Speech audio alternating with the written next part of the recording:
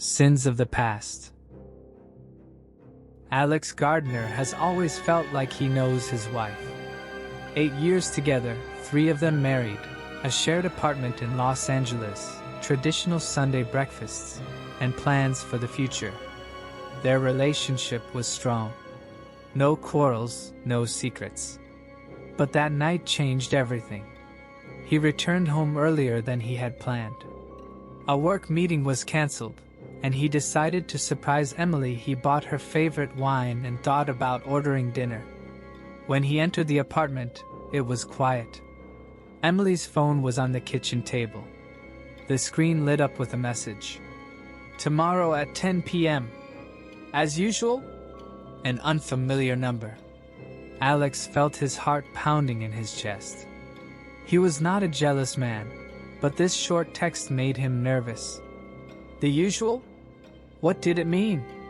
He picked up the phone, but just then he heard the sound of the key in the lock. Emily entered the apartment. Her face changed slightly when she saw Alex holding the phone. "Oh, you're home already?" She smiled, but he could see the tension in her eyes. He silently lifted the screen. "Who is it?" Emily looked down at the message, then looked up at her husband and sighed slightly. "It's a work thing. A client." Alex couldn't believe it. 8 years together, and he knew when she was lying. But he didn't say anything. He just nodded. That night he couldn't sleep. The next day he decided to find out the truth. The next evening, at 9:30 p.m., Alex was sitting in his car outside her office.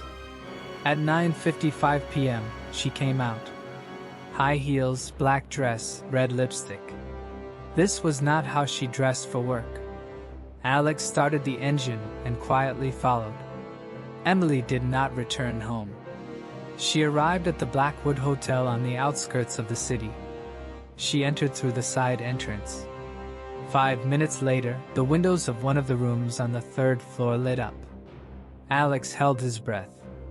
He saw silhouettes in the window. His wife. And another man. The next morning Alex started digging. Hotel. The registration. The man's name is Daniel Brooks.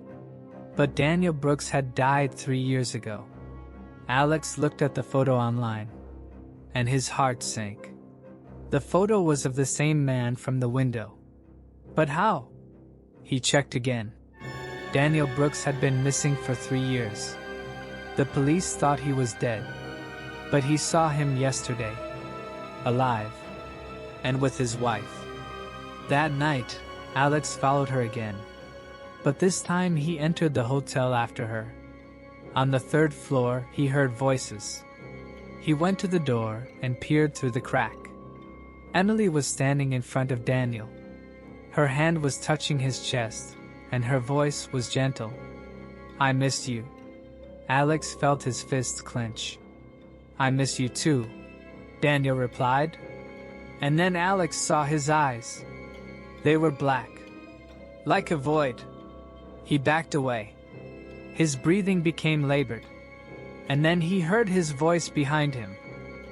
"You weren't supposed to see that, Alex." He turned around sharply. Emily was standing right in front of him. There was no fear in her eyes. Only regret. "I'm sorry," she whispered. And then Daniel appeared in the doorway. Alex felt something cold pierce his heart. The lights went out. The next morning, Emily left the hotel. She was no longer alone. Alex was standing next to her. He was pale. His eyes were black. She had chosen him. And now Alex also belonged to the darkness. The next morning, police found the man's body in a room at the Blackwood Hotel. He was found with a devastated expression on his face. And next to him was an old black and white photograph. It showed Emily and Daniel. And on the back was an inscription. "We are always together. No one can separate us."